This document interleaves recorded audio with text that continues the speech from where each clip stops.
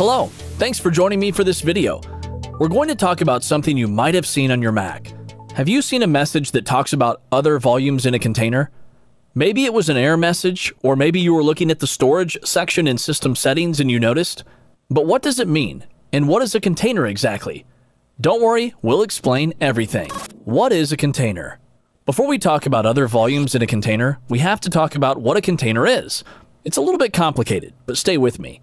Before macOS High Sierra, Mac disks were formatted using a system called HFS+, which Apple also called macOS Extended.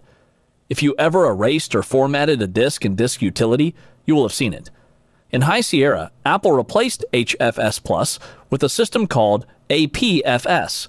One of the main differences between HFS+ and APFS is containers and partitions. In HFS+, if you wanted to have more than one volume on a disk, you had to partition it and put each volume on a separate partition.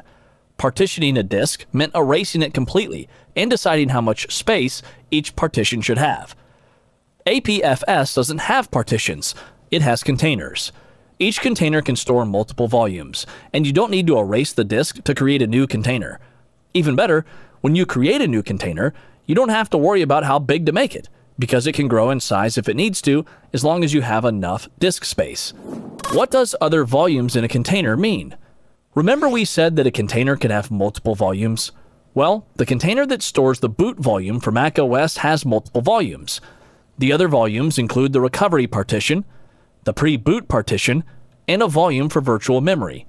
The other volumes in a container message is a reference to those volumes, and it usually means those volumes are taking up much more space than they should.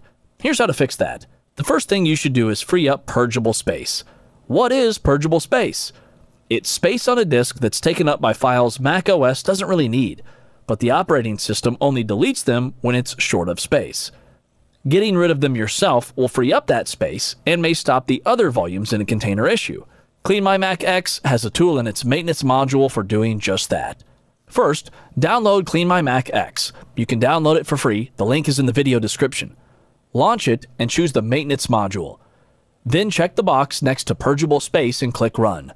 Wait a few seconds for it to identify the purgeable space and delete the files. When you hear an alert, you'll know that the purgeable space has been cleared. If freeing up purgeable space doesn't get rid of other volumes in a container, it's worth trying the next method, which is to create a new user account. Some users have reported that this worked for them. Click on the Apple menu and then choose System Settings. In the sidebar, choose Users and Groups, then click Add Account. Type in your admin password and click Unlock. Choose Administrator from the drop-down menu at the top of the window. Enter the details of the account, full name, account name, and a password. Click Create User. Restart your Mac and log in with the new administrator account you just created. Finally, launch System Settings again, choose General, and then Storage, and see if other volumes in a container is gone. You can also manage volumes using Terminal. This allows you to see which volumes are present on your Mac and how much space they take up. Go to your Applications folder, open the Utilities folder, and then launch Terminal. Type Disk Util List. You will see a list of volumes. If your boot disk is called Macintosh HD, these volumes should include Macintosh HD, Macintosh HD Data, Preboot, Recover, and VM.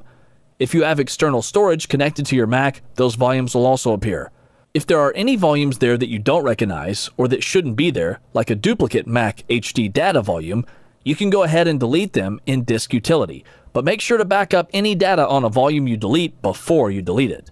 Launch Disk Utility from your Utilities folder.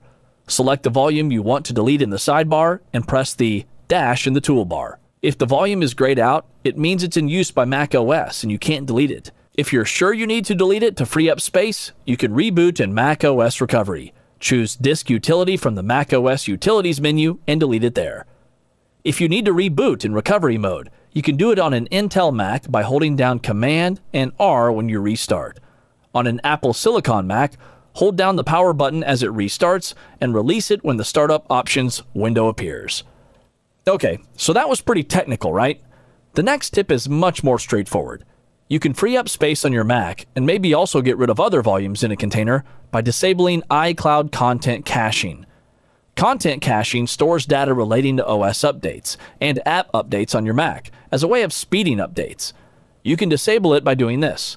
Open System Settings and click General. Click Sharing. Set the content caching switch off. If you want to leave content caching on, you can click the I next to it and choose which content to cache, or set a limit on the disk space used to cache content. The last way we have to free up space on your Mac is to get rid of suspicious apps.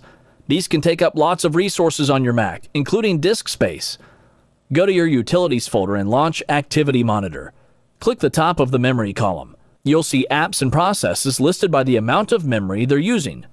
See anything suspicious? If you do, do some research on the web, and if it looks bad, select it and click the X in the toolbar to quit it. It's a good idea to uninstall the app. Did you know that you can do that using CleanMyMac X? It has an uninstaller module that makes it really easy to uninstall apps. And you can also use CleanMyMac X to scan your Mac for malware, just in case the suspicious app has installed anything nasty. And that's it. Thanks for watching. Hopefully by now, you've been able to find out what's causing the other volumes in a container and have removed it and freed up space.